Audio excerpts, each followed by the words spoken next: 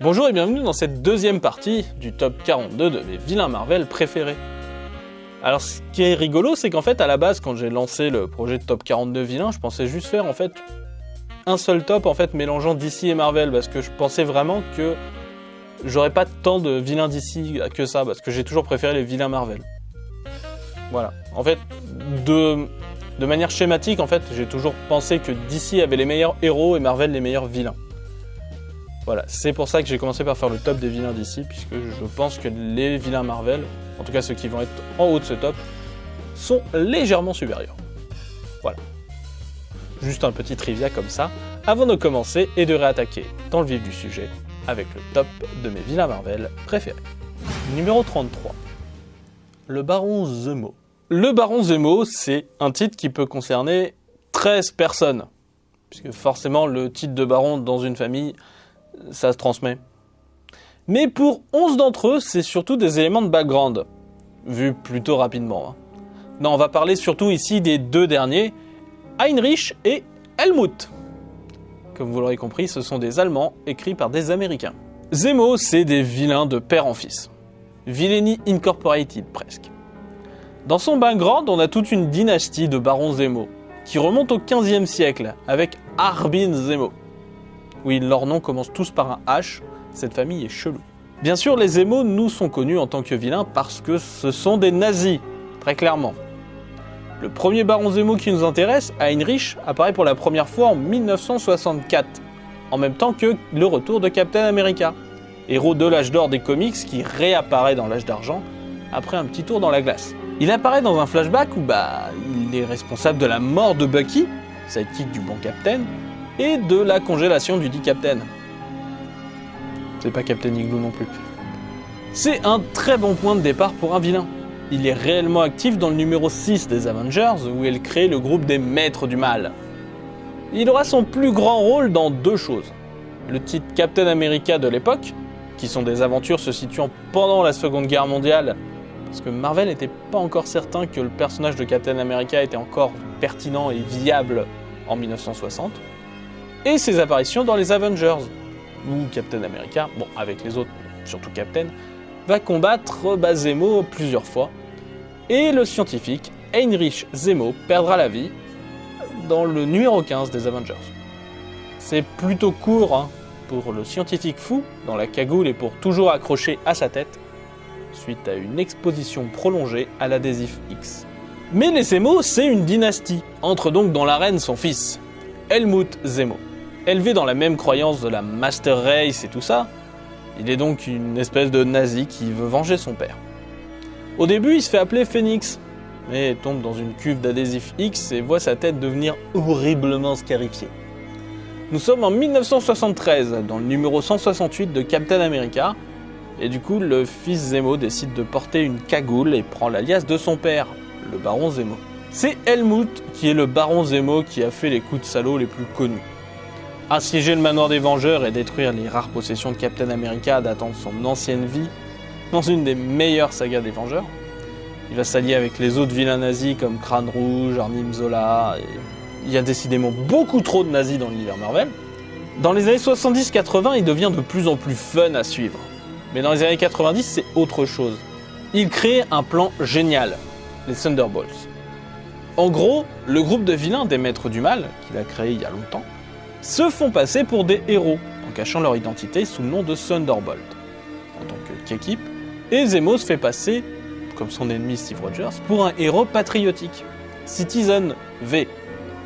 Souci, au fil du temps, la plupart des Thunderbolts commencent à kiffer de faire le bien, et ils se mettent vraiment à se réformer, ce qui laisse Zemo un peu tout seul à vouloir se venger.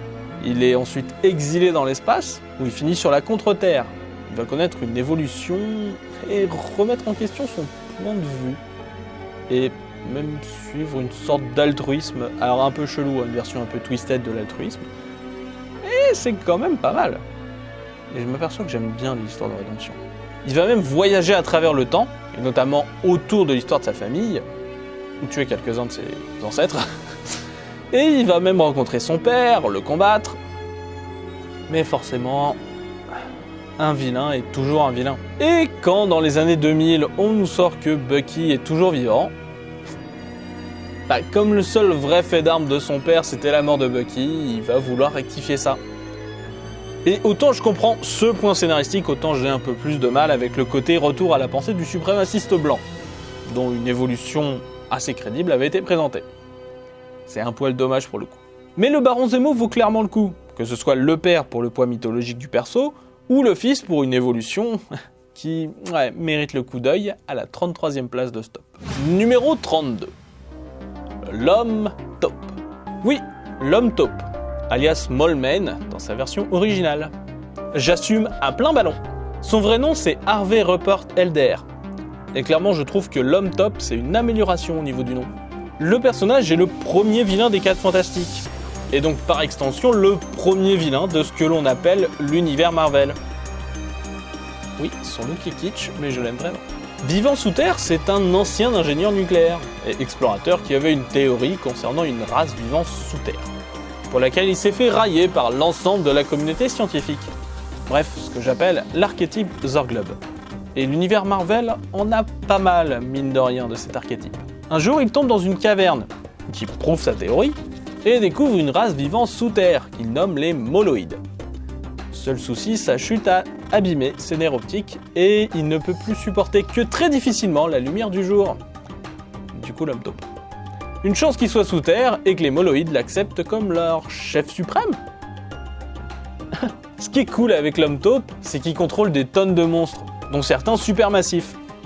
En même temps, difficile de faire autrement avec Jack Kirby au dessin. L'homme taupe, ça a jamais été des grandes sagas ou des grands trucs mémorables, mis à part que c'est le premier ennemi des 4F. Mais je sais pas, j'ai une tendresse limite infinie pour le perso. Quand Ben Grimm, alias la chose, veut se retirer du monde, c'est chez l'homme taupe qui va chercher refuge. Il combat régulièrement un autre tyran souverain du monde souterrain, comme les Tyrannus par exemple, dans le but de garder le contrôle de la fontaine de jouvence. Ça amène souvent des héros dans l'affaire, comme Hulk, les premiers X-Men, tout ça. C'est son île, l'île des monstres, qui servira de base pour Adam Warlock et ses potes quand ils protégeaient les gemmes de l'infini. Bref, c'est un personnage qui fait vivre l'univers Marvel, qui peut se retrouver un peu partout et marcher dans énormément de situations. C'est pour ça qu'il règne sur les souterrains de la 32e place de Stop. Numéro 31. Ultron. Ultron, ou Ultron, j'imagine, si on doit prononcer à l'américaine, est un androïde qui est créé par un héros et un androïde qui devient méchant. C'est du coup un reflet inversé de Red Tornado, un androïde qui est créé par un vilain mais qui devient héros. Et rien que pour ça, c'est cool. Il est créé en 1968 dans le numéro 54 d'Avengers, par le scientifique Hank Pym, qui a beaucoup trop de noms de super-héros pour que je les cite tous. Mais le côté création par Hank Pym, on le sait pas de suite. Parce qu'au début, il se cache sous le nom de The Crimson Call, puis il se fait appeler Ultron 5, puis on découvre qu'Ultron a créé un androïde nommé La Vision pour détruire les Avengers de l'intérieur, puis on découvre qu'Hank Pym l'a créé. Le côté mystère, c'était sympa à l'époque. Petit à petit, Ultron s'améliore. Par exemple, la version 6 d'Ultron, Ultron 6, est le premier personnage de l'univers Marvel à parler d'adamantium et à l'utiliser pour lui-même. Niveau création, il a été inspiré par un personnage dans un comics qui reprend une série télé, donc c'est la série télé Captain Video, et le personnage dont il est inspiré s'appelle Makino. Mais il est devenu bien plus. C'est une sorte de menace incroyable. Il est capable de survivre et de se transférer dans n'importe quel circuit électrique. Si je dois continuer dans les métaphores Spirou, je vais parler de cyanure. Sauf que ça date de bien avant. Et vu l'état de notre planète niveau électricité, il est increvable, cherchant sans arrêt à détruire l'humanité, voire même la vie organique dans pas mal de cas, comme dans Annihilation Conquest, où il va carrément dans l'espace et prend le contrôle de certaines races robotiques dans la galaxie, comme par exemple la Force Phalanx. Il est excellent. Et il y a pas mal d'histoires en particulier qui m'ont fait aimer le personnage, et notamment le run de Kurt Busiek sur les Avengers, où Ultron a une place très importante, notamment Ultron Unlimited, où il y a une armée d'Ultron qui débarque, ça détruit des pays. Niveau histoire épique, on est largement dans ce qui se fait de mieux. Ultron est sans doute l'ennemi purement technologique avec une personnalité, le plus réussi, et mérite amplement de changer de version à la 31e place de Stop. Numéro 30, Maestro. Alors non, Maestro, c'est pas le vieux dans Il était une fois la vie. Voilà. Non, Maestro, c'est un vilain des années 90, que je kiffe. C'est une version alternative de Hulk, un futur possible pour le géant de Jade. Il est né dans l'histoire Futur Imparfait, qui montrait un Hulk possédant le côté maléfique de Hulk et l'intelligence de Bruce Banner. En gros, dans ce monde, il y a eu un cataclysme qui a tué pratiquement tous les personnages à pouvoir de la Terre. Un des rares survivants, c'est Hulk. Et il se fait appeler Maestro, et petit à petit il devient le maître incontesté de ce monde, s'habillant dans le luxe et le stupre. Les rares résistants qui osent se dresser contre Maestro, ils sont bien dans la merde. Et furent bien dépourvus quand la bise fut venue. Pour réussir à résister correctement, il décide de ramener le Hulk du passé, dans une phase où il sait parfaitement se contrôler. Histoire de pas en remettre une couche, le bien nommé Professeur Hulk. On y découvre un Rick Jones vieillissant, une salle des trophées avec des restes de pratiquement tous les héros décédés, dans une scène qui a beaucoup marqué l'imagination collective. Comment se débarrasser d'un vilain pareil ? Par la symbolique, et utiliser la machine à voyager dans le temps pour envoyer le Maestro dans l'explosion gamma qui a donné ses pouvoirs à Hulk en premier lieu. Souci du coup, l'essence du vilain est ramenée à notre époque, et il peut de temps en temps tenter de prendre le contrôle du Hulk, ou d'autres machines, comme par exemple le Destroyer asgardien. On a pu aussi le voir apparaître avant sa rencontre funeste avec son passé, comme par exemple face à des voyageurs temporels ou d'entre les dimensions, comme le Spider-Man de l'année 2004-19, ou l'équipe des X-Men nommée les X-Eyes. Ce qui est cool avec le perso, c'est qu'il représente un futur solide et crédible, où un héros qui est toujours à la limite entre le bien et le mal, Hulk, a définitivement choisi le côté du mal. Par contre, c'est vrai qu'on a peu de sagas avec le perso, et encore moins de sagas vraiment marquantes, à part l'original. C'est pourquoi il est si bas dans ce top.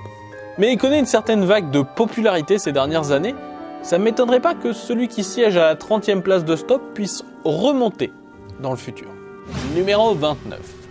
Annihilus. Bon déjà, première chose, Annihilus a un nom qui claque. Avec un nom pareil, on voit mal tenir une baraque à frites. Encore que... Non, même si je suis sûr qu'il aurait kiffé cette vocation, le seigneur Annihilus est le maître incontesté de la zone négative, célèbre dimension régulièrement visitée par les 4 Fantastiques. Dans l'annual 6 de la série des 4F, on découvre donc le sombre seigneur de ces lieux, le redoutable Annihilus qui dirige la zone négative grâce au bâton de contrôle. Ok, le control rod en VO c'est relativement plus classe, quand même. Surtout pour un objet qui permet de contrôler et de canaliser l'énergie cosmique. Pratiquement immortel, capable de vivre dans le vide de l'espace, a une force surhumaine, mais c'est quand même dit « ce serait cool d'avoir un exosquelette », niveau puissance, il est virtuellement instoppable. C'est pour ça que l'enjeu, généralement, c'est d'arriver à le laisser prisonnier de la zone négative, dont il voudrait bien sortir pour agrandir son territoire. D'ailleurs, il a une super armée qui attend rien que pour ça. Pendant longtemps, il sera confiné à ce genre d'intrigue. Des héros vont dans la zone négative, souvent les 4 Fantastiques, parfois Captain Marvel, accessoirement d'autres qui sont perdus, je sais pas, et ils tentent d'échapper à l'endroit sans ramener l'indésirable. Dans les années 2000, Annihilus mènera pourtant la vague d'annihilation, à savoir lui et sa flotte de vaisseaux à travers la galaxie, réduisant de nombreux mondes en cendres. Elle ne sera arrêtée que par de nombreux sacrifices et une alliance de toutes les espèces de la galaxie. Et là c'est la douille, puisqu'on apprend que quand Annihilus meurt, il est juste réincarné.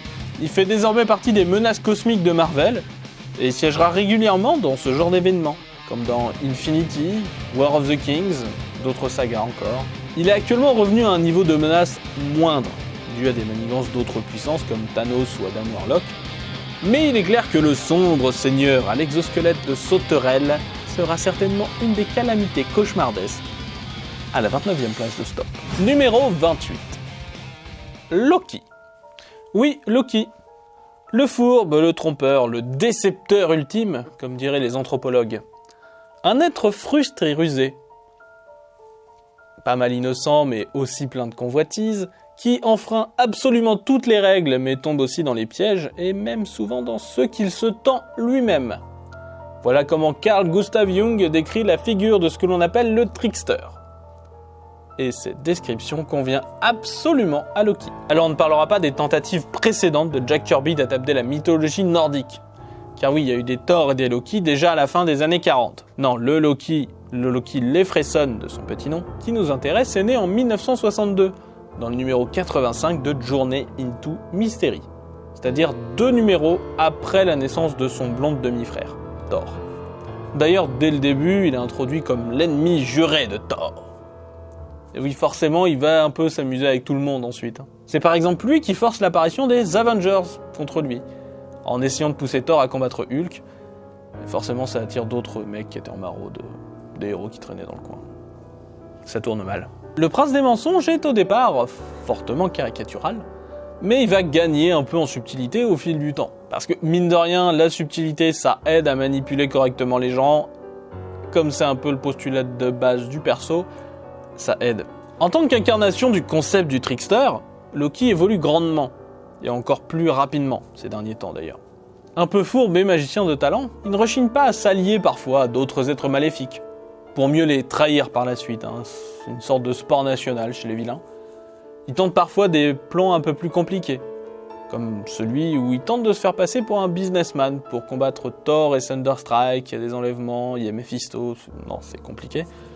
Bon, comme il est en vérité le fils de l'ancien roi des géants des glaces, il a un petit côté géant givré, qui le pousse parfois à vouloir détruire Asgard, voire même à déclencher Ragnarok, volontairement. Ça lui est arrivé plusieurs fois le coquin. Étant tout de même un dieu, il peut se réincarner. Parfois en femme, comme dans les années 2000, où il trompera un moment son monde en se faisant passer par exemple pour la sorcière rouge. Ou bien ensuite revenir sous la forme d'un enfant, à qui l'on donne le bénéfice du doute d'une possible rédemption plus facilement. Ce qui est cool avec Loki, c'est bien l'affect qu'il a avec son demi-frère Thor. Un lien qui ne peut pas s'effacer comme cela, ils ont grandi ensemble et il y a plusieurs mini-séries qui reviennent là-dessus. Le côté « je suis capable de trahir à n'importe qui, à n'importe quel moment », c'est aussi un gros attrait. Après, il y a toujours le côté où, bon, au bout d'un moment, on s'attend à la trahison, qui perd de sa surprise, et donc de son fun. Et c'est pour cela que le prince du mensonge ne complote qu'à la 28e place de Stop, malgré un très bon CV. On vous rappellera sans doute. Numéro 27. Juggernaut, ou le Fléau. Le Fléau, ou Juggernaut, de son vrai nom Cain Marco, n'est autre que le demi-frère de Charles Xavier. Comme j'ai tendance à voir les X-Men sous le prisme du rêve de Xavier de paix et de tolérance, forcément, son demi-frère bagarreur qui adore le tourmenter a beaucoup attiré mon attention. Le personnage apparaît dans le numéro 12 des X-Men, et on découvre quelque chose qu'une couverture de Spider-Man, bien plus tard, nous résume très bien.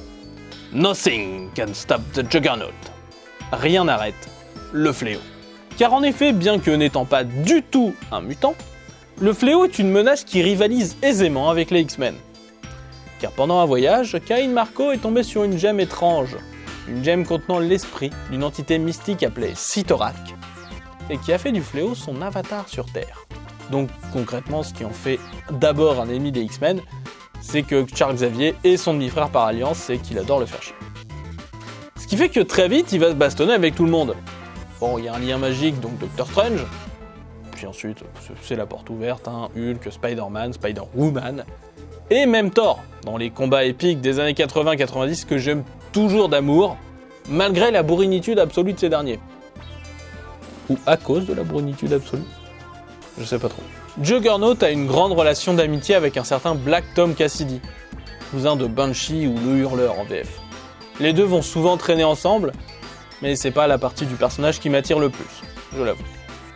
Juggernaut, je le préfère en solo, soit quand il apparaît d'un coup alors qu'on l'attendait pas du tout, souvent dans un bar d'ailleurs, ou alors quand il tente, par exemple, d'avoir une chance de rédemption, dans les rangs des Thunderbolts par exemple, quand Cyttorak le laisse un peu tranquille. Mais bon, quand c'est pas Cyttorak qui vient le faire chier, il récupère des marteaux enchantés maléfiques asgardiens, et il finit quand même par refoutre le bordel. Car rien, pas même Cain Marco, n'arrête le Fléau. Et c'est pourquoi il avance inexorablement à la 27e place de Stop. Numéro 26. The Fury. Alors oui, léger changement de décor, mais ça ne nous empêchera pas de faire le numéro 26, The Fury. Attention, alerte personnage peu connu en cours, ceci n'est pas un exercice. Et pourtant on m'a grillé avant même que je commence ce top. Au cas où j'ai changé tous mes mots de passe. The Fury, s'agit d'un concept que j'adore, créé par deux auteurs que j'adore aussi, ça tombe bien, Alan Moore au scénario et Alan Davis au dessin. Et le concept est assez extraordinaire. Un androïde totalement silencieux avec l'intuition d'un animal et la logique d'un ordinateur, créé pour tuer tous les personnages à pouvoir. Et bien sûr, c'est pas vraiment dans l'univers Marvel classique. Pour tout dire, c'est même pas vraiment l'éditeur Marvel classique, le Marvel Comics américain, mais bien chez la division britannique, Marvel Comics UK. Nous sommes dans un monde parallèle, la Terre 238, dans le titre Captain Marvel, donc de Marvel UK, titre court mais fondamental dans la façon dont le multivers Marvel s'est créé. Mais bon, j'ai déjà beaucoup parlé du multivers Marvel, voilà. Si jamais vous voulez, je vous renvoie à d'autres vidéos. L'android The Fury est créé par un autre vilain, Mad Jim Jaspers, et est nommé d'après un personnage d'Alice au Pays des Merveilles. Ou en tout cas, un truc qui est vaguement vite fait mentionné dans Alice au Pays des Merveilles. Sur cette terre alternative, The Fury a déjà tué tous les super-héros sauf Captain UK. Donc la version parallèle de Captain Britain dans ce monde-là. Et Captain UK, il part se réfugier. Bon, petit déjà, l'android est totalement imbattable, il peut se reconstituer à partir de n'importe quoi, il a des pouvoirs qui peuvent altérer la réalité, et surtout, il peut voyager entre les dimensions. C'est pas craqué, ça? Et oui, ça finit en super baston dans l'univers classique 616, où donc le robot The Fury détruit donc son créateur, et puis bon, on arrive à le battre à très grand peine. C'est pour moi l'un des meilleurs vilains de Marvel UK, et il a pour lui la jurisprudence anti-monitor. À savoir que dans ce monde d'origine, il a quand même réussi sa mission à 99,9%. Ce qui n'est jamais rien, surtout pour un vilain. Et puis bien sûr, il est aussi proprement effrayant. Puis bon, niveau efficacité, il se pose là. Par la suite, d'autres versions du personnage vont exister dans l'univers Marvel classique. Mais aucun n'aura l'aura du premier. Le frère de Captain Britain, par exemple, va en créer un pour faire un test. Ce qui est, si vous me demandez, une belle idée de con. Par exemple, pour battre cette version qui est moins forte que l'original, il va falloir rien de moins qu'un trou noir. Dans un autre cas, à savoir la série X-Men Die by the Sword, The Fury va être poussé à fusionner avec son créateur, enfin l'équivalent de son créateur Mad Jim Jaspers, puis avec pratiquement l'intégralité des membres du Captain Britain Corps. Ça fait un assez beau paquet de morts, croyez-moi. Même quand on fait des simulations de combat contre lui, The Fury est toujours montré comme instoppable, et quand on le voit en action, il l'est vraiment. Combattre The Fury, c'est la mort. Et comme vilain, on fait difficilement plus efficace. Son seul défaut, c'est d'être peu utilisé. Soit parce qu'il est peu connu, soit parce qu'il est beaucoup trop puissant. Et c'est ça qui le fait qu'il n'est qu'à la 26e place de Stop. Et donc voilà, c'est ici que s'achève donc cette deuxième partie du top 42 des vilains Marvel. Comme vous l'avez vu sur la dernière, on a un peu changé de décor, c'est tout simplement parce que je suis en vacances. Voilà, donc je ne suis pas chez moi en ce moment. Il est très possible, voire même carrément probable, que la prochaine vidéo se déroule aussi dans ce décor. Donc voilà. À la semaine prochaine.